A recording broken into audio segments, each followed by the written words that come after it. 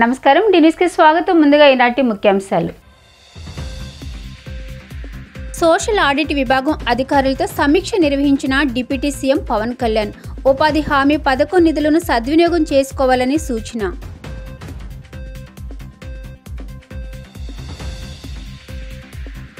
దేవాదాయ ధర్మాదాయ శాఖ మంత్రిగా బాధ్యతలు స్వీకరించిన ఆనం రామనారాయణ రెడ్డి. ఆలయాల పవిత్రతను కాపాడుతానని హామీ.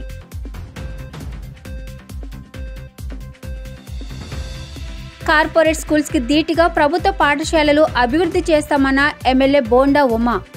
వసతుల కల్పనకు అధిక ప్రాధాన్యత ఇస్తామని వెల్లడి. రాష్ట్ర రెవెన్యూ మంత్రిగా బాధ్యతలు స్వీకరించిన అలగాని సత్యప్రసాద్. ప్రజల భాగస్వామ్యంతో మరిన్ని సేవలు అందిస్తామని స్పష్టం. ఉపాధి హామీ పథకం నిధులను సద్వినియోగం చేసుకోవాలని ఆంధ్రప్రదేశ్ రాష్ట్ర ఉప ముఖ్యమంత్రి, పంచాయతీరాజ్, గ్రామీణాభివృద్ధి, అటవీ శాఖల మంత్రి పవన్ కళ్యాణ్ స్పష్టం చేశారు. ఇందులో భాగంగా గ్రామాల్లో పగడ్బందీగా సోషల్ ఆడిట్ చేపట్టాలని ఆదేశించారు. మహాత్మా గాంధీ జాతీయ గ్రామీణ ఉపాధి హామీ పథకం సామాజిక తనిఖీ విభాగం అధికారులతో పవన్ కళ్యాణ్ గురువారం విజయవాడ క్యాంపు కార్యాలయంలో ప్రత్యేక సమీక్షా సమావేశం నిర్వహించారు. సోషల్ ఆడిట్ ప్రక్రియపై కూలంకషంగా చర్చించారు. సుమారు 2.5 గంటల సేపు పవన్ కళ్యాణ్ సమీక్ష సమావేశం సాగింది. ఉపాధి హామీ పథకం సోషల్ ఆడిట్ జరిగే తీరును, నిధుల దుర్వినియోగం జరిగితే గుర్తించే పద్ధతిని అధికారులు పవన్ కళ్యాణ్కి వివరించారు. సోషల్ ఆడిట్ సమావేశాలు గ్రామాల్లో ఎన్ని నిర్వహించారు, అందుకు సంబంధించిన వివరాలను తెలియజేశారు. క్షేత్రస్థాయిలో ఉపాధి మేట్లు, పరిధిలో జరిగిన పనులు, వాటి వివరాలు, ఉపాధి హామీ పనుల పురోగతి, నిధులు ఏ మేరకు సద్వినియోగం అయ్యాయి, దుర్వినియోగానికి సంబంధించిన కేసులను వివరించారు.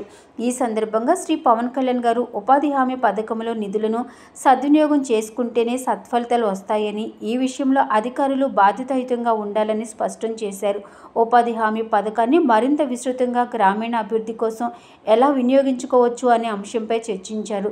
సోషల్ ఆడిట్ పక్కాగా జరగాలని, గ్రామాల్లో సోషల్ ఆడిట్ సభలు ప్రోటోకాల్ను అనుసరించి ఓ పద్ధతి ప్రకారం నిర్వహించాలని చెప్పారు. అలాగే ఉపాధి హామీ నిధులు ఏమాత్రం దుర్వినియోగం కాకుండా ఎప్పటికప్పుడు పర్యవేక్షణ పక్కాగా ఉండాలని ఆదేశించారు.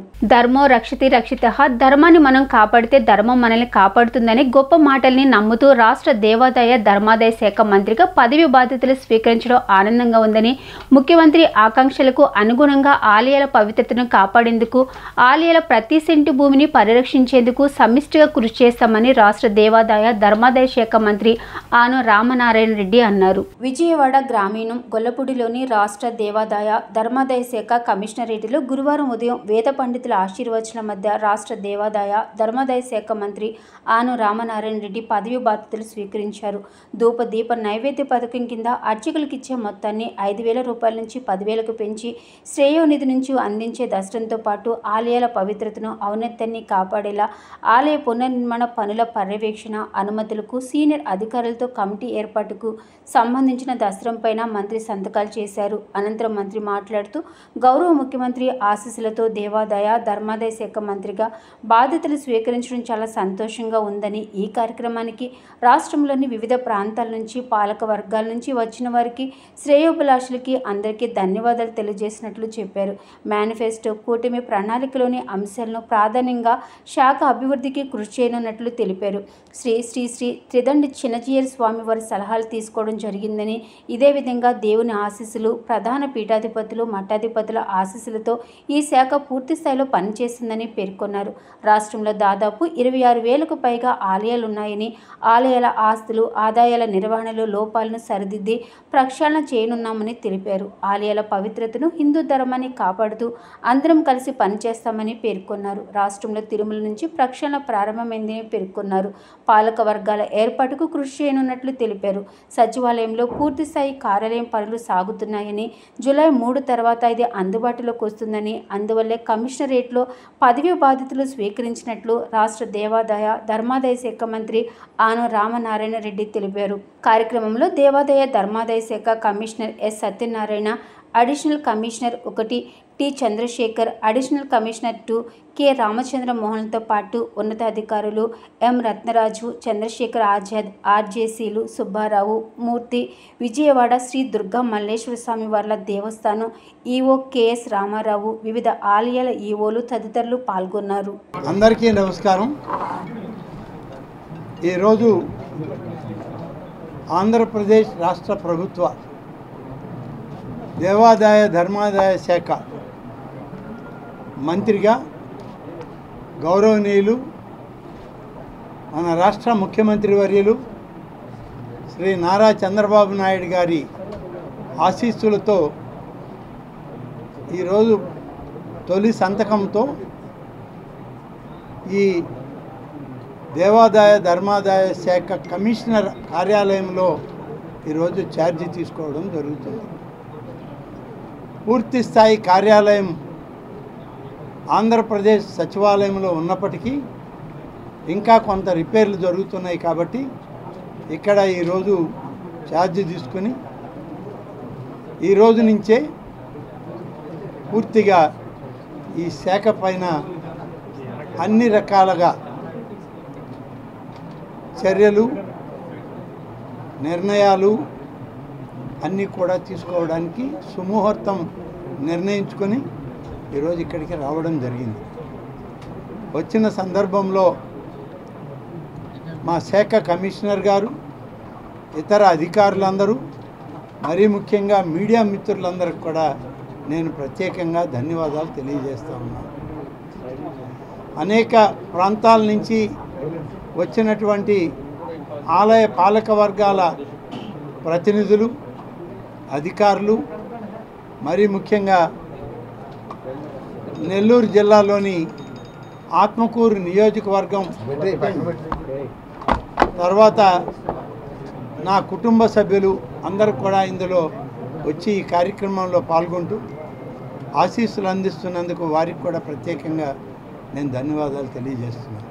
రాష్ట్ర రెవెన్యూ శాఖ సేవల విషయంలో ప్రజల భాగస్వామ్యాన్ని పెంపొందించి రెవెన్యూ శాఖను మరింత చేరువ చేయడం జరుగుతుందని రాష్ట్ర రెవెన్యూ మరియు స్టాంపులు రిజిస్ట్రేషన్ల శాఖ మంత్రులు అనగాని సత్యప్రసాద్ పేర్కొన్నారు. గురువారం రాష్ట్ర సచివాలయం 4వ భవనంలో వేద పండితుల ఆశీర్వచనాల మధ్య రాష్ట్ర రెవెన్యూ మంత్రిగా పదవి బాధ్యతలు చేపట్టారు. ఈ సందర్భంగా మంత్రి మాట్లాడుతూ రాష్ట్ర రెవెన్యూ శాఖ ద్వారా ప్రజలకు అందించే వివిధ రకాల సేవలను మరింత పారదర్శకంగా అమలు చేసి రాష్ట్ర రెవెన్యూ శాఖను దేశానికి ఆదర్శంగా ఉండేలా తీర్చిదిద్దేందుకు అన్ని విధాలా కృషి చేయనున్నట్లు తెలిపారు. ప్రస్తుతం భూముల రీసర్వేలో రైతులు ఎదుర్కొంటున్న వివిధ సమస్యలను పరిష్కరించేందుకు తగిన చర్యలు తీసుకుంటామని అన్నారు.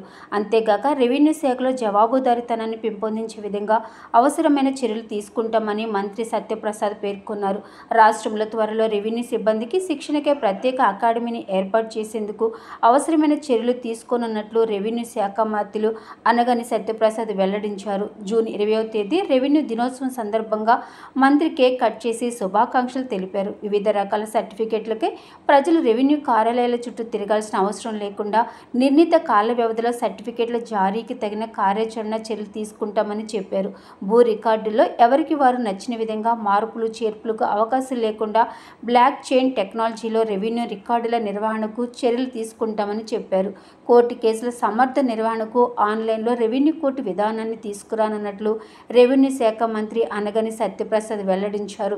రెవెన్యూ శాఖ ద్వారా ప్రజలకు మరిన్ని మెరుగైన సేవలు సకాలంలో అందించేందుకు వీలుగా తగిన చర్యలు తీసుకోనున్నట్లు మంత్రి సత్యప్రసాద్ పేర్కొన్నారు. అంతకుముందు రాష్ట్ర ఇంధన శాఖ మంత్రి గొట్టిపాటి రవికుమార్, ఎమ్మెల్యే ఏలూరి సాంబశివరావు, ప్రత్యేక ప్రధాన కార్యదర్శులు జి సాయి ప్రసాద్, అజయ్ జైన్, రెవెన్యూ శాఖకు చెందిన ప్రభాకర్ రెడ్డి, స్టాంపులు రిజిస్ట్రేషన్ల శాఖకు చెందిన Ravikumar, AP revenue services association అధ్యక్షులు బొప్పరాజు వెంకటేశ్వర్లు, ఇంకా పలువురు ప్రజాప్రతినిధులు, అధికారులు తదితరులు పాల్గొని మంత్రికి పుష్పగుచ్చాలు అందించి శుభాకాంక్షలు తెలిపారు. ఈరోజు నాకు ఈ యొక్క గురుతర బాధ్యత అప్పచెప్పినటువంటి గౌరవ ముఖ్యమంత్రి గారికి, నారా చంద్రబాబు నాయుడు గారికి నా యొక్క ప్రత్యేకమైనటువంటి కృతజ్ఞతలు. అలాగే కుటుంబ సభ్యుడిలాగా, అలాగే ఒక కొడుకులాగా భావించినటువంటి రేపల్లి నియోజకవర్గ ప్రజలకి అందరికీ కూడా నా శిరస్సు ఉంచి వారికి కూడా నమస్కారాలు తెలియజేసుకుంటా ఉన్నాను. ఈరోజు అతి ముఖ్యమైన శాఖ రెవెన్యూ, అలాగే స్టాంప్స్ అండ్ రిజిస్ట్రేషన్ శాఖ. అంత పెద్ద పోర్ట్ఫోలియో నేను ఎప్పుడు ఊహించలేదు కదా. ఒక నమ్మకంతో, ఒక బాధ్యతతో మా ముఖ్యమంత్రి గారు నాకు ఆ గుర్తింపునిచ్చారు. తప్పకుండా ఏదైతే సంస్కృతి ఉంది మన తెలుగు జాతికి, నేల తల్లిని అంటే నేలని తల్లిగా మనం భావిస్తూ ఉంటాం, భూమాత అంటాము. అలాంటి డిపార్ట్మెంట్ రావటం, ఎంతోమంది రైతులకి ప్రజలకి సేవ చేసే అవకాశం కలగటం నిజంగా చాలా ఆనందదాయకం. తప్పకుండా ఏదైతే రెవెన్యూ డిపార్ట్మెంట్లో ఉన్నటువంటి పాలసీలన్నీ కూడా క్షేత్రస్థాయిలో పేద ప్రజలందరికీ కూడా మంచి చేసే విధంగా వారికి అందరికీ కూడా ఇప్పుడు కూడా అన్ని సౌకర్యాలు అందుబాటులో ఉండే విధంగా చేయాలని చెప్పే లక్ష్యంతోనే ఒక టీం వర్క్గా మేము అందరం కూడా ఏర్పాటయ్యి తప్పకుండా చేసుకుంటూ ముందుకెళ్తాము. ఏదైతే గత ప్రభుత్వంలో చాలా మనకి అవినీతి జరిగిందనే ఆరోపణలు తప్పకుండా అన్నీ కూడా వెలికి తీస్తాం. కార్పొరేట్ స్కూల్స్కి ధీటుగా అత్యున్నత ప్రమాణాలతో విద్య అందించాలన్న లక్ష్యంతో ప్రభుత్వం పనిచేస్తుందని సెంట్రల్ ఎమ్మెల్యే బోండా ఉమామహేశ్వరరావు తెలిపారు.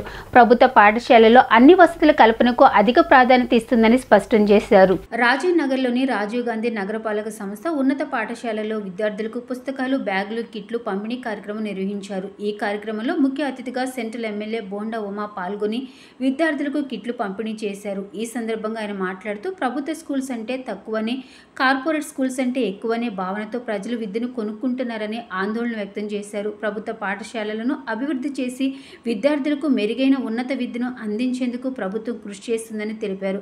ప్రభుత్వ పాఠశాలల్లో, కళాశాలల్లో క్వాలిఫైడ్ టీచర్స్, లెక్చరర్స్తో విద్యాబోధన జరుగుతుందని వివరించారు.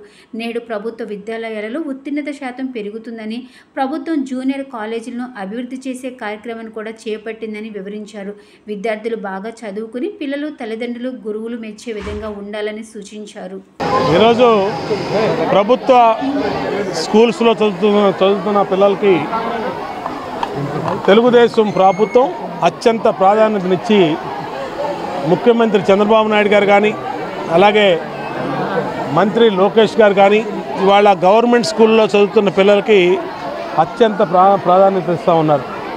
వాళ్ళకి అన్ని రకాలుగా స్కూల్ యూనిఫామ్ కానీ, షూస్ కానీ, అలాగే టెక్స్ట్ బుక్స్, నోట్ బుక్స్, అట్లాగే వాళ్ళకి పౌష్టికాహారం, అలాగే వాళ్ళకి యూనిఫాము అన్నీ ఇచ్చి పెద్ద ఎత్తున ప్రభుత్వ స్కూల్స్ని కార్పొరేట్ స్కూల్స్కి ధీటుగా, ప్రైవేట్ స్కూల్స్ కన్నా మిన్నగా తెలుగుదేశం ప్రభుత్వంలో మరి గవర్నమెంట్ స్కూల్లో, పంచాయతీ స్కూల్లో, జడ్పీ స్కూల్లో చదువుతున్న పిల్లల్ని ఉన్నత శిఖరాలకి చేర్చడమే లక్ష్యంగా ఈ ప్రభుత్వం పనిచేస్తుంది.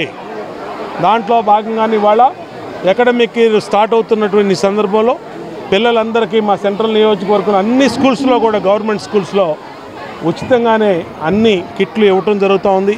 స్కూల్ బ్యాగులు, షూసు, యూనిఫామ్సు, అలాగే టెక్స్ట్ బుక్స్, నోట్ బుక్స్ అన్నీ కూడా ఇవ్వటం జరుగుతుంది.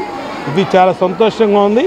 గవర్నమెంట్ స్కూల్స్లో ఉత్తీర్ణత శాతం పెంచడమే లక్ష్యంగా ఈ ప్రభుత్వం పనిచేస్తే, కార్పొరేట్ స్కూల్స్ కన్నా ధీటుగా గవర్నమెంట్ స్కూల్స్ని తీర్చిదిద్దడమే లక్ష్యంగా పనిచేస్తాం.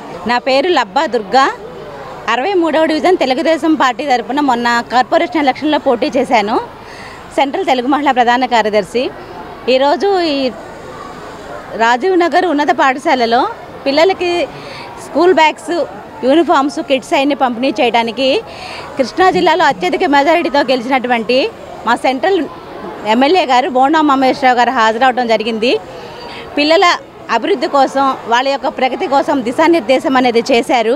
పారిశ్రామిక వృద్ధిలో అత్యుత్తమ స్థానాన్ని పొందిన గుజరాత్ రాష్ట్రం తరహాలో ఆంధ్రప్రదేశ్ రాష్ట్ర పారిశ్రామిక రంగాన్ని అభివృద్ధి పరుస్తామని రాష్ట్ర పారిశ్రామిక, వాణిజ్య మరియు ఆహార శుద్ధి శాఖ మంత్రి టీజీ భరత్ పేర్కొన్నారు. గుజరాత్లో ఉన్న గిఫ్ట్ సిటీ తరహాలో ఆంధ్రప్రదేశ్లో కూడా గిఫ్ట్ సిటీని ఏర్పాటు చేసేందుకు కృషి చేస్తామన్నారు. గురువారం ఉదయం 9 గంటల సమయంలో వెలగపూడిలోని రాష్ట్ర సచివాలయం 4వ బ్లాక్లో రాష్ట్ర పారిశ్రామిక, వాణిజ్య మరియు ఆహార శుద్ధి శాఖ మంత్రిగా ఆయన బాధ్యతలు చేపట్టారు. ఈ సందర్భంగా ఆయన మాట్లాడుతూ పారిశ్రామికంగా రాష్ట్రాన్ని సమగ్రాభివృద్ధి పరిచేందుకు పటిష్టమైన ప్రణాళికలతో వ్యూహాత్మకంగా ముందుకు అడుగులు వేస్తామన్నారు.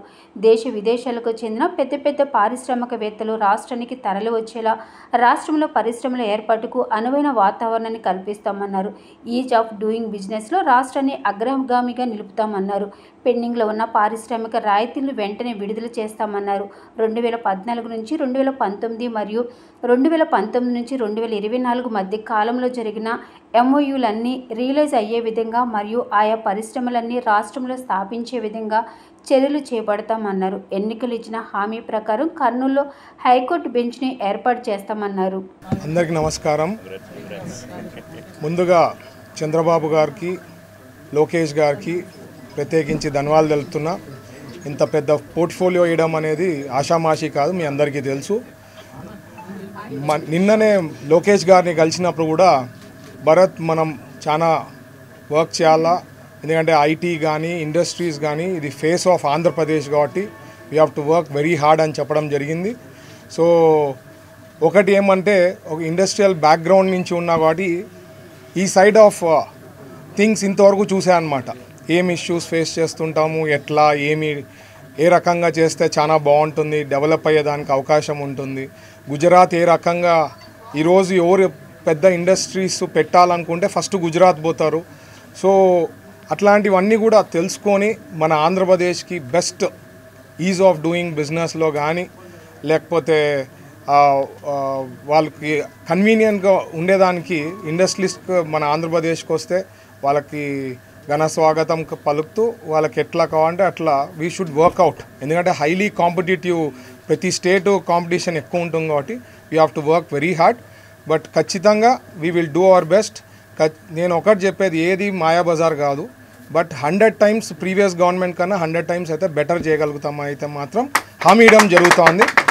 రాష్ట్రంలోని బీసీ స్టడీ సర్కిల్లో వెనుకబడిన తరగతుల విద్యార్థులకు, నిరుద్యోగులకు ఉచిత డిఎస్సి కోచింగ్ అందించే దస్త్రంపై తొలి సంతకంతో రాష్ట్ర వెనుకబడిన తరగతుల సంక్షేమం, ఈడబ్ల్యూఎస్ మరియు చేనేత జౌళి శాఖల మంత్రిగా సంజీవరెడ్డి సవిత బాధ్యతలు చేపట్టారు. ఈ మేరకు గురువారం రాష్ట్ర సచివాలయం 4వ భవనంలో ఆమె మంత్రిగా బాధ్యతలు స్వీకరించారు. మంత్రిగా బాధ్యతలు స్వీకరించిన అనంతరం బీసీ స్టడీ సర్కిల్లో ఉచిత డిఎస్సి కోచింగ్, ఎన్టీఆర్ విదేశీ విద్యా పథకం కొనసాగింపు పథకాలపై మొదటి, ద్వితీయ సంతకాలు చేశారు. రాష్ట్ర ముఖ్యమంత్రి నారా చంద్రబాబు నాయుడు నిరుద్యోగుల కోసం మెగా డిఎస్సి ఫైల్పై తొలి సంతకం చేశారని, ఆయన అడుగుజాడలో వెనుకబడిన తరగతుల్లోని నిరుద్యోగులకు ఉచిత డిఎస్సి కోచింగ్ ఫైల్పై తొలి సంతకం చేశానన్నారు. అదేవిధంగా 2014 నుంచి 2019లో 2173 మందికి విదేశాల్లో చదువుకునే అవకాశం కల్పించిన ఎన్టీఆర్ విదేశీ విద్యా పథకాన్ని కొనసాగించనున్నామని మంత్రి సవిత పేర్కొన్నారు. వెనుకబడిన తరగతుల సంక్షేమం కోసం త్వరలోనే బీసీ కమిషన్ ఏర్పాటు చేయనున్నట్లు తెలిపారు. 2014 నుంచి 2019లో ఉమ్మడి 13 జిల్లాలకు మంజూరు చేసిన బీసీ భవన్ల నిర్మాణాలను సైతం పూర్తి చేస్తామన్నారు. ఈ ప్రభుత్వంలో చేనేత కళాకారులు, హస్తకళాకారులకు తగిన సబ్సిడీలు, ప్రోత్సాహాలు అందిస్తామని హామీ ఇచ్చారు. వారానికి ఒక్కసారైనా సచివాలయ ఉద్యోగులు, రాష్ట్ర ప్రజలు చేనేత వస్త్రాలు ధరించాలని విజ్ఞప్తి చేశారు.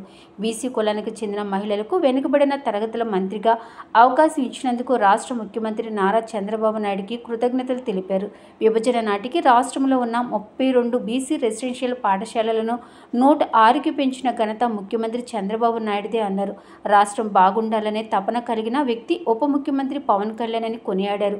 దేశానికి బీసీ నాయకుడు ప్రధానమంత్రిగా ఉన్న సమయంలో రాష్ట్రంలో తనకి బీసీ సంక్షేమ శాఖకు మంత్రిగా పనిచేసే అవకాశం రావడం అదృష్టంగా భావిస్తున్నానన్నారు. ఈ కార్యక్రమంలో బీసీ సంక్షేమం మరియు ఈడబ్ల్యూఎస్ సంక్షేమ శాఖల ప్రత్యేక ప్రధాన కార్యదర్శి జి అనంతరాము, చేనేత జౌళి శాఖ ముఖ్య కార్యదర్శి కె సునీత, ఆ శాఖ commissioner MM Nayak, BC corporation MD GC Kishore Kumar, BC సంక్షేమ శాఖ డైరెక్టర్ కృష్ణమోహన్ మరియు బీసీ సంఘాల నాయకులు, చేనేత కళాకారులు తదితరులు పాల్గొన్నారు. అనంతరం మంత్రి సవిత ముఖ్య కార్యదర్శి సునీతతో కలిసి 3వ బ్లాక్లోని లేపాక్షి ఎంపోరియంను సందర్శించారు. అందరికీ నమస్కారం. జనాభా లెక్కల్లో 50% కలిగిన బీసీలకు, అదేవిధంగా ఈరోజు బీసీ కులానికి సంబంధించిన ఒక మహిళకు చంద్రబాబు నాయుడు గారు BC welfare and EWS and textiles and handlooms మినిస్టర్గా నన్ను నియమించారు. వారికి మాన్య చంద్రబాబు నాయుడు గారికి ప్రత్యేకతమైన బీసీలందరి తరఫున కూడా ధన్యవాదాలు తెలియజేస్తున్నాం. ఎందుకంటే రాష్ట్రంలో 50% బీసీలు, అదేవిధంగా బ్యాక్వర్డ్ క్యాస్ట్ 25%, మొత్తంగా చూస్తే 75% జనాభా కలిగిన అందరికీ సేవ చేసే పదవి నాకు ఇచ్చారంటే నిజంగా అది తెలుగుదేశం పార్టీకి చెందుతుందని కూడా తెలియజేస్తున్నాం. ఎందుకంటే బీసీల పునాదుల నుంచి పుట్టిన పార్టీ తెలుగుదేశం పార్టీ. అన్న ఎన్టీఆర్ గారు పార్టీ పెట్టింది పెట్టినప్పుడు బీసీలు బడుగు బలహీన వర్గాలు అందరూ బాగుండాలని ఉద్దేశంతోనే గొప్ప సంకల్పంతోనే అన్న నందమూరి తారక రామారావు గారు తెలుగుదేశం పార్టీ పెట్టిన తర్వాతే బడుగు బలహీన వర్గాలు అన్ని రంగాల్లోనూ ఈరోజు ఉన్నారు అంటే అది మన పార్టీ తెలుగుదేశం అధినేత మన నిర్మాత నందమూరి తారక రామారావు గారికి చెందుతుందని తెలియజేస్తున్నాం. గత వైసీపీ పాలనలో కార్మిక చట్టాలను తొంగలో తొక్కారని కార్మిక శాఖ మంత్రి వాసంశెట్టి సుభాష్ ఆరోపించారు. కార్మికుల అభ్యున్నతి కోసం తాను కూడా ఒక కార్మికుడిగా పనిచేస్తానని తెలిపారు. కార్మిక శాఖ మంత్రిగా సచివాలయంలో వాసంశెట్టి సుభాష్ బాధ్యతలు తీసుకున్నారు. సచివాలయంలోని 5వ బ్లాక్లో పూజలు నిర్వహించిన మంత్రి తన కార్యాలయంలోకి అడుగుపెట్టారు. ఈ సందర్భంగా ఆయన మాట్లాడుతూ గత 5 ఏళ్ల వైసీపీ ప్రభుత్వం పాలనలో కార్మిక చట్టాలను తొంగలో తొక్కారని మంత్రి ఆరోపించారు. 22 కేంద్ర 4 రాష్ట్ర చట్టాలను అమలు చేస్తూ కార్మిక హక్కుల చట్టాలను అమలు చేస్తూ కూటమి ప్రభుత్వం ముందుకు సాగుతుందని తెలిపారు. గతంలో కార్మికులకు టీడీపీ ప్రభుత్వం బీమాను అందజేసిందన్నారు. భవన నిర్మాణ కార్మికుల కోసం వచ్చే 1% పన్నును వైఎస్ఆర్సీపీ పక్కదారి పట్టించిందని ఆరోపించారు. మంత్రిగా అవకాశం ఇచ్చిన సీఎం చంద్రబాబుకు వాసంశెట్టి సుభాష్ ధన్యవాదాలు తెలిపారు. కార్మికుల సంక్షేమం కోసం చేసిన 13 పథకాలను గత ప్రభుత్వం లేకుండా చేసిందన్నారు. కార్మికుల అభ్యున్నతి కోసం తాను కూడా ఒక కార్మికుడిగా పనిచేస్తానని తెలిపారు. గత ప్రభుత్వం బాల కార్మిక వ్యవస్థను నిర్మూలించడంలో విఫలం అయిందన్నారు. టీడీపీ విజయంలో భవన నిర్మాణ కార్మికుల పాత్ర కీలకమని తెలిపారు.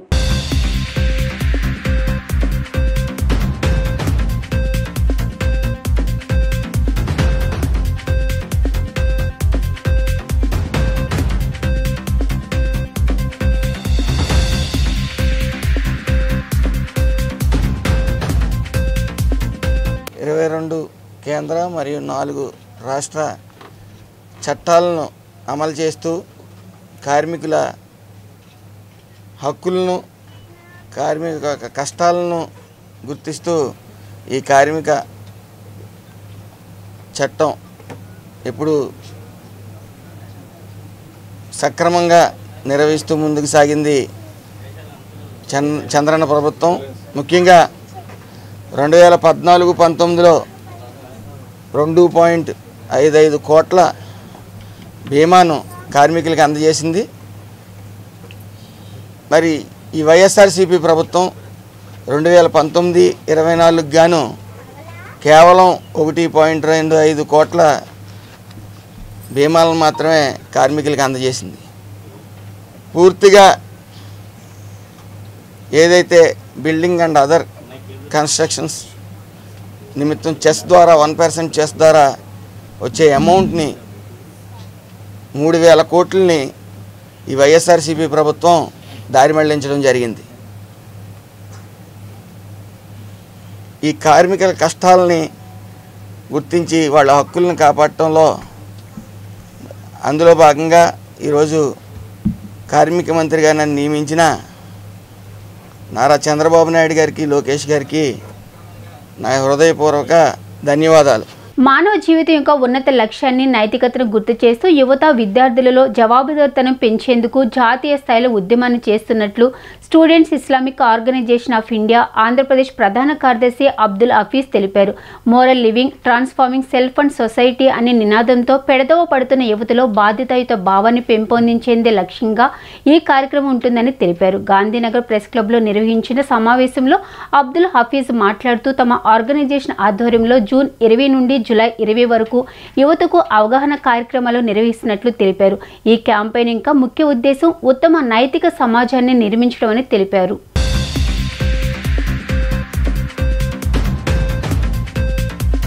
అబ్దుల్ హఫీజ్, రాష్ట్ర ప్రధాన కార్యదర్శి, Student Islamic organisation of India Andhra Pradesh శాఖ.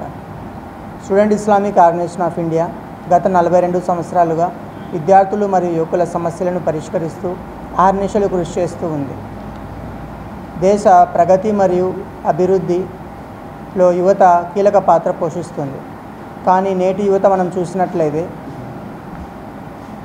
జీవిత లక్ష్యం లోపించడం మరియు నైతిక విలువలు లేకపోవడం వలన నేటి యువత విచ్చలవిడితనం, అజ్ఞానం, అశ్లీలం మరియు మాదక ద్రవ్యాలకు బానిసై జీవితం యొక్క ఉన్నత లక్ష్యాలను విస్మరిస్తూ ఉంది. వాటి విలువైన సమయాన్ని మొబైల్ గేమింగ్, బెట్టింగ్, పోర్నోగ్రఫీ మరియు సామాజిక మాధ్యమాలలో తమ విలువైన సమయాన్ని వెచ్చిస్తూ మానసిక రుగ్మతలకు లోనవుతున్నారు. సో ఇటువంటి విద్యార్థులు మరియు యువకుల సమస్యలను పరిష్కరిస్తూ అవగాహన మరియు సంస్కరణ దిశగా student Islamic organisation of India జాతీయ స్థాయిలో moral living transforming self and society అనే శీర్షికతో 20 రోజుల క్యాంపెయిన్ను నిర్వహించింది. ఈ క్యాంపెయిన్ జూన్ 20 నుంచి జూలై 10 వరకు నడుస్తుంది. ఈ క్యాంపెయిన్లో భాగంగా ఏవైతే విద్యార్థులు మరియు యువకుల సమస్యలు ఉన్నాయో వాటిపై అవగాహన కల్పిస్తూ వాటి సమాజం యొక్క సంస్కరణ దిశగా విభిన్న అవగాహన కార్యక్రమాలు మరియు జీవితం యొక్క ఉన్నత లక్ష్యం వైపునకు మరియు నైతిక విలువల వైపు యువతను వాళ్ళను గుర్తు చేసి అదేవిధంగా వారిలో జవాబుదారీతనం మరియు బాధ్యతాయుత భావాన్ని కల్పించి ఉన్నతమైన ఉత్తమ నైతిక సమాజాన్ని నిర్మించే దిశగా ఎస్ఏఓ ప్రయత్నిస్తుంది. ఈ ఉత్తమ నైతిక సమాజ నిర్మాణానికి ప్రభుత్వ యంత్రాంగం మరియు మీడియా సోదరులు, విద్యావంతులు మరియు ధార్మిక పండితులు మరియు విచక్షణ కలిగిన భారతదేశ పౌరులందరూ కలిసి ఈ ఉన్నతమైన నైతిక సమాజాన్ని నిర్మించే దిశగా అడుగులు వేయాలని ఈ పత్రికా సమావేశం సందర్భంగా కోరుతున్నాను. ఆంధ్రప్రదేశ్ రాష్ట్రానికి జీవనాడైన జాతీయ ప్రాజెక్ట్ అయిన పోలవరం ప్రాజెక్టు ఏడాదిలోగా పూర్తి కావాల్సి ఉండగా గత ప్రభుత్వం వచ్చిన వెంటనే ప్రాజెక్టు పనులను అస్తవ్యస్తం చేసి 10 ఏళ్లు వెనక నెట్టిందని రాష్ట్ర జలవనరుల శాఖ మంత్రి నిమ్మల రామానాయుడు ఆరోపించారు. పోలవరం ప్రాజెక్టులో గత ప్రభుత్వం చేసిన నిర్లక్ష్యం, అవినీతిపై త్వరలో శ్వేతపత్రం విడుదల చేస్తామని మంత్రి రామానాయుడు స్పష్టం చేశారు. గురువారం రాష్ట్ర సచివాలయం 4వ బ్లాక్లో వేద పండితుల ఆశీర్వాదాల మధ్య రాష్ట్ర జలవనరుల శాఖ మంత్రిగా రామానాయుడు పదవి బాధ్యతలు స్వీకరించారు. ఈ సందర్భంగా మంత్రి మాట్లాడుతూ గత ప్రభుత్వం 5 ఏళ్ల కాలంలో నీటిపారుదల వ్యవస్థను పూర్తిగా నిర్వీర్యం చేసిందని తెలిపారు. ముఖ్యంగా ఏడాది వ్యవధిలో పూర్తి కావాల్సిన పోలవరం ప్రాజెక్టును జగన్ ప్రభుత్వం 10 ఏళ్లకు వెనక నెట్టిందని ఆరోపించారు. అదేవిధంగా 2019కి ముందు పోలవరం ప్రాజెక్టులో చేసిన పనులకు కేంద్ర ప్రభుత్వం రీఎంబర్స్మెంట్ కింద విడుదల చేసిన నిధులను వేరే అవసరాలకు మళ్లించిందని అన్నారు.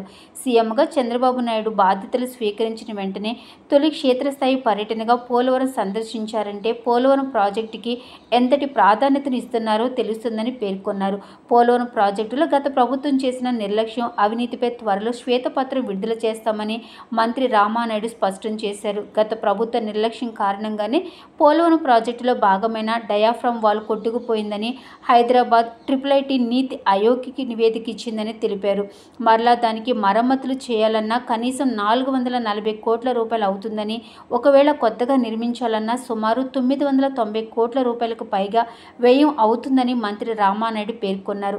దీనిపై సవివరంగా సమీక్షించి మరమ్మతులు చేయాలా లేక కొత్తగా నిర్మించాలా అనే దానిపై తగు నిర్ణయం తీసుకోవడం జరుగుతుందని అన్నారు. కాలువలు, డ్రైన్లో గుర్రపు డెక్కు, తూడు తొలగించేందుకు తగిన పనులు చేపట్టేందుకు సంబంధించిన దస్త్రంపై తొలి సంతకం చేశామని అన్నారు. గత ప్రభుత్వం లాకులు, షట్టర్లకు మరమ్మతులు చేయలేదని, కనీసం వాటికి గ్రీజు కూడా పోయలేదని మంత్రి రామానాయుడు ఆరోపించారు. పాత్రికేయ మిత్రులందరికీ కూడా ముందుగా హృదయపూర్వకమైనటువంటి నమస్కారాలు మీ అందరికీ కూడా తెలియజేసుకుంటూ, ఈరోజు జలవనరుల శాఖ మంత్రిగా అత్యంత కీలకమైనటువంటి బాధ్యతలు అప్పజెప్పినటువంటి మన గౌరవ ముఖ్యమంత్రి నారా చంద్రబాబు నాయుడు గారికి, ఈ యొక్క పదవికి సహకరించినటువంటి మా ఉప ముఖ్యమంత్రి వర్యులు పవన్ కళ్యాణ్ గారికి, మా యొక్క శ్రేయోభిలాషి మా యొక్క నారా లోకేష్ బాబు గారికి ఈ పదవిని అందించడానికి సహకరించినటువంటి నా పాలకులు నియోజకవర్గ 70,000 కుటుంబ సభ్యులకు అందరికీ కూడా ముందుగా పేరు పేరున కూడా హృదయపూర్వకమైనటువంటి పాదాభివందనాలు ముందుగా తెలియజేసుకుంటూ ఉన్నా. ఈరోజు ఏదైతే పదవి బాధ్యతలు తీసుకున్న తర్వాత ఏదైతే నేను మొట్టమొదటి సంతకంగా ఏదైతే ఇమ్మీడియట్లీ రైతాంగానికి, ప్రజలకి మేలు చేకూర్చేటువంటి విధంగా ఏ విధంగా మనం వాళ్ళకి సాయం చేయగలనే ఆలోచనలో భాగంగా 2 దశాబ్దాలుగా టీడీపీ పార్టీ బలోపేతానికి నిరంతరం కృషి చేసిన ఇంతియాజ్ సేవలు మరువలేనివని టీడీపీ మైనారిటీ నాయకులు ఎంఎస్ బేగ్ అన్నారు.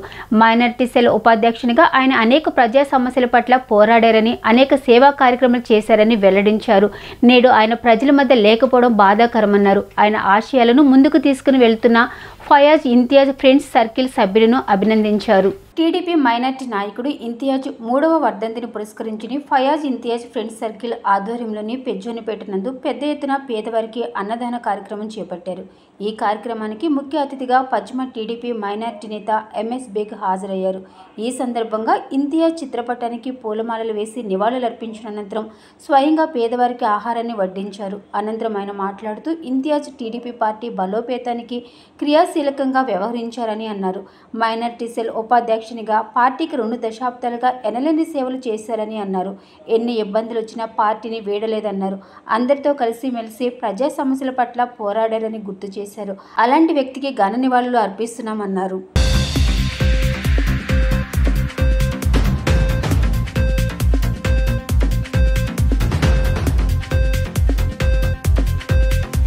అందరికీ నమస్కారం.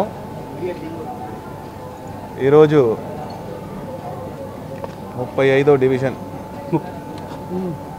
పెజ్జానిపేటలోని మనందరికీ ఆప్యాయతగా, స్నేహభావంగా, మనలో ఒకలుగా తెలుగుదేశం పార్టీకి మైనార్టీల్లో ఒక గొప్ప నాయకుడిగా పేరు పొందిన, మైనార్టీ సెల్ ఉపాధ్యక్షులుగా చేస్తూ ఎన్నో సేవా కార్యక్రమాలు తెలుగుదేశం పార్టీలో ప్రతి ఒక్కరిని కలుపుకొని వెళ్తూ మనందరి మిత్రుడు, సోదరుడు అయినటువంటి ఇంతియాజ్ ఆయన యొక్క 3వ వర్ధంతి ఇక్కడ పేటలో జరపడం అనేది మరొక్కసారి ఇంతియాజ్ని మనం గుర్తు చేసుకొని అతను చేసిన సేవలు కానీ, అతను చేసిన స్నేహాలు కానీ, పనులు కానీ మనం అందరం గుర్తు చేసుకొని అదే బాటలో మనం అందరూ కూడా నడవాలని ఫయాజ్ ఇంతియాజ్ ఫ్రెండ్ సర్కిల్ ద్వారా ఈరోజు పెజ్జానిపేటలో 3వ వర్ధంతి సందర్భంగా నివాళులు అర్పిస్తూ ఈరోజు పెద్ద ఎత్తున అన్నదాన కార్యక్రమం చేయడం జరుగుతూ ఉంది. బేగ్ సాబ్ గారికి మా 35వ డివిజన్ తరపున ముందుగా హృదయపూర్వక శుభాకాంక్షలు తెలియజేసుకుంటున్నాము. ఈరోజు ఇంతియాజ్ లేని లోటు కనిపిస్తుంది. మొట్టమొదటిగా ఈ డివిజన్లో, ఈ ప్రదేశంలో అంటే ఈ మసీద్ సెంటర్లో, పెజ్జానిపేట మసీద్ సెంటర్లో తెలుగుదేశం జెండా అంటూ లేని టైంలో తను నేనున్నానంటూ ఒక్కడే తన భుజస్కంధాల మీద వేసుకొని పార్టీ దిమ్మ స్థాపించే విషయంలో కానీ, ఏ చిన్న కార్యక్రమం వచ్చినా కానీ అక్కడ లాల్ జాని బాషా గారు ఎంత ఇదిగా ఏ కార్యక్రమం చెప్పినా కానీ అక్కడ నుంచి పరిగెత్తుకుంటూ వచ్చి కూడా ఇక్కడ ఆ కార్యక్రమాలని తూచా తప్పకుండా చేస్తూ నీట్ పరీక్ష ఫలితాలపై సుప్రీంకోర్టు సిట్టింగ్ జడ్జితో సమగ్ర విచారణ జరిపించాలని పీడీఎస్యు రాష్ట్ర ప్రధాన కార్యదర్శి ఎం వినోద్ కుమార్ డిమాండ్ చేశారు. కేజీ నుండి పీజీ వరకు ఉచిత విద్యను ప్రభుత్వం అందించాలన్నారు. గాంధీనగర్ ప్రెస్ క్లబ్లో నిర్వహించిన విలేకరుల సమావేశంలో ఆయన మాట్లాడుతూ పాఠశాలలను, టీచర్ల పోస్టులను కుదించే 117 జీవోను రద్దు చేయాలని, కార్పొరేట్, ప్రైవేట్ విద్యాసంస్థల ఫీజు దోపిడీని ఆపి ఫీజుల నియంత్రణ చట్టం తీసుకురావాలన్నారు. రాష్ట్ర వ్యాప్తంగా ఖాళీగా ఉన్న 30,000 టీచర్ పోస్టులతోటి మగే డిఎస్సి నోటిఫికేషన్ కూడా విడుదల చేయాలన్నారు. నూతన ప్రభుత్వం తమ డిమాండ్లను పరిష్కరించిన ఎడల రాబోయే రోజుల్లో పెద్ద ఎత్తున నిరసన కార్యక్రమాలు చేపడతామని తెలిపారు. మిత్రులారా, నా పేరు ఎల్ రాజశేఖర్, పీడీఎస్యు ఆంధ్రప్రదేశ్ రాష్ట్ర అధ్యక్షుడిని. దాదాపు ఈ రాష్ట్రంలో 5 సంవత్సరాల అప్రజాస్వామిక పాలన, నిరంకుశ పాలనను నిరసిస్తూ ఈ రాష్ట్ర ప్రజలు నూతన ప్రభుత్వాన్ని అధికారంలో తెచ్చారు. ఇప్పటికే గడిచిన 5 సంవత్సరాల్లో రాష్ట్రంలో విద్యారంగం మొత్తం భ్రష్టు పట్టిపోయింది. కేజీ నుంచి పీజీ వరకు విద్యా వ్యవస్థ దెబ్బతినిపోయింది. దీనిని సవరించి సంస్కరించాలని చెప్పేసి ఈ నూతన రాష్ట్ర ప్రభుత్వానికి విజ్ఞప్తి చేస్తూ ఉన్నాం. గతంలో ఉన్న ప్రభుత్వం తీసుకువచ్చిన 84, 83, 117 జీవో వల్ల మొత్తం ప్రాథమిక విద్యా వ్యవస్థ కొనారిల్లిపోయింది. అట్లనే పీజీ విద్యార్థులకి జీవో నెంబర్ 77 ద్వారా పోస్ట్ గ్రాడ్యుయేషన్ విద్యార్థులకి ప్రభుత్వం కావాలనే ఇవాళ వాళ్ళకి స్కాలర్షిప్ల స్కీమ్ని రద్దు చేసింది. అందుకని ఇవాళ మేము ఈ ప్రభుత్వాన్ని కోరుతా ఉన్నాం. ఎం వినోద్ కుమార్, పీడిఎస్ ఆంధ్రప్రదేశ్ రాష్ట్ర ప్రధాన కార్యదర్శి.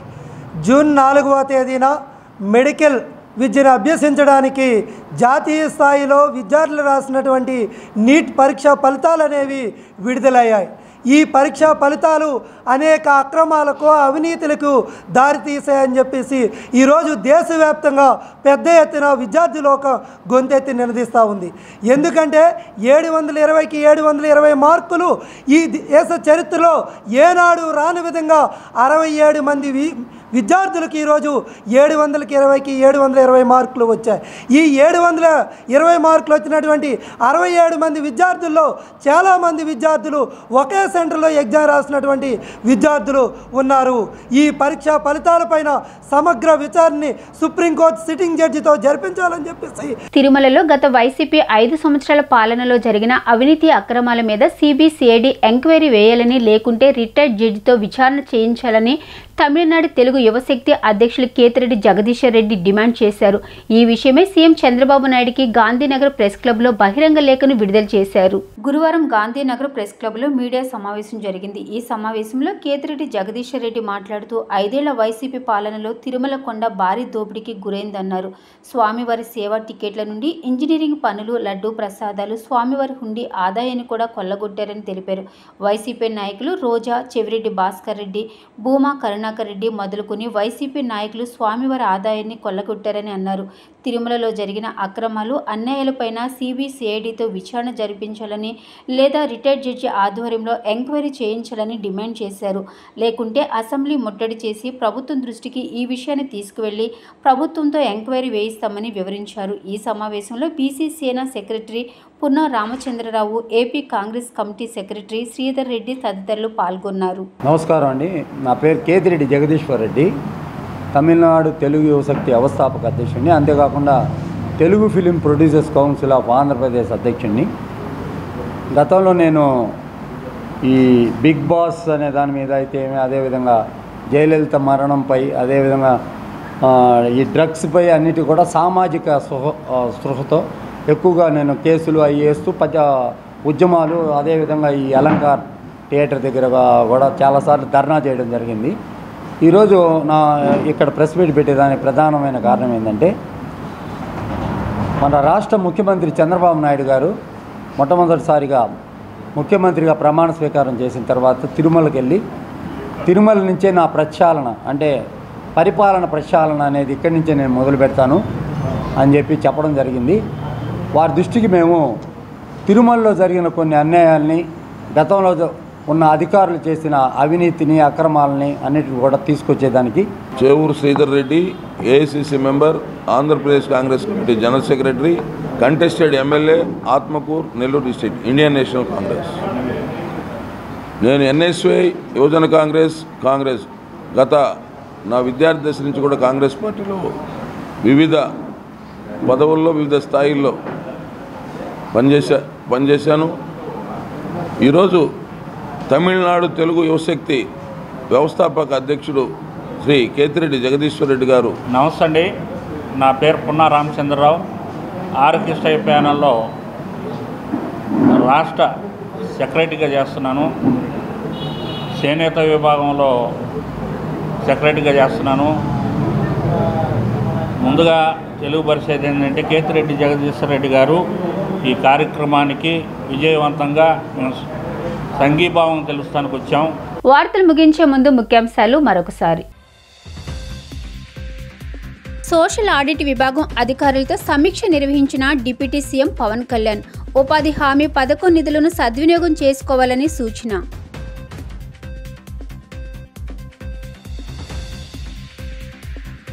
దేవాదాయ ధర్మాదాయ శాఖ మంత్రిగా బాధ్యతలు స్వీకరించిన ఆనం రామనారాయణ రెడ్డి. ఆలయాల పవిత్రతను కాపాడుతానని హామీ.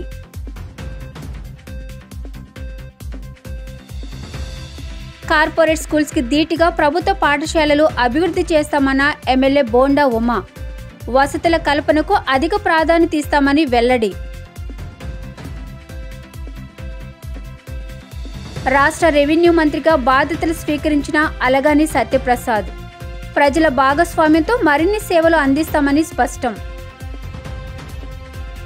डी న్యూస్ ఇంతటితో సమాప్తం. తిరిగి మరో బులెటిన్లో కలుద్దాం. Keep watching D news.